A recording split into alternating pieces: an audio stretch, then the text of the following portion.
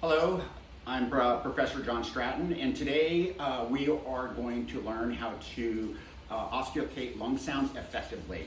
The learning objectives today, by the end of this video, you'll be able to identify the correct anatomic landmarks for lung auscultation.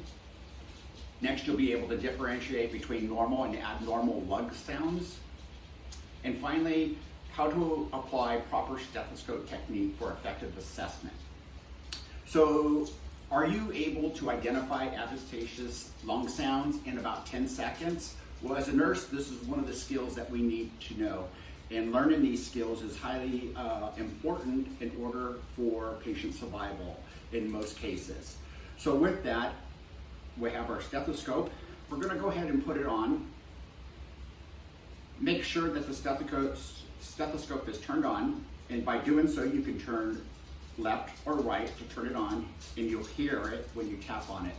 Once your stethoscope is working properly, you can approach your patient, ensure that they're sitting straight up, and so that you can get the correct lung sounds.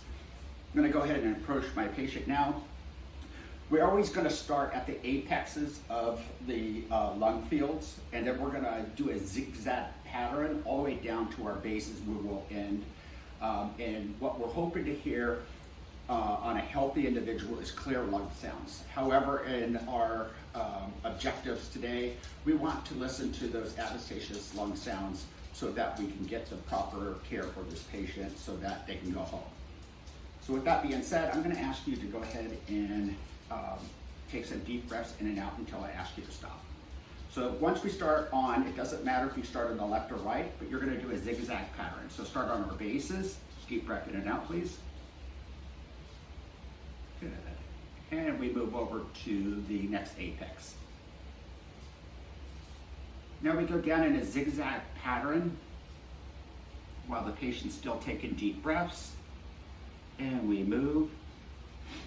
And then we finally reach our bases.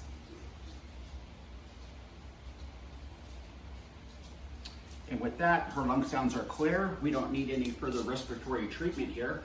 But knowing the different sounds that lungs make can indicate to us whether the patient has asthma, whether there's an obstruction going on in the airway. So these are really important to study. And this is just the beginning for the next leap into your career as a nurse. Thank you, and have a great day.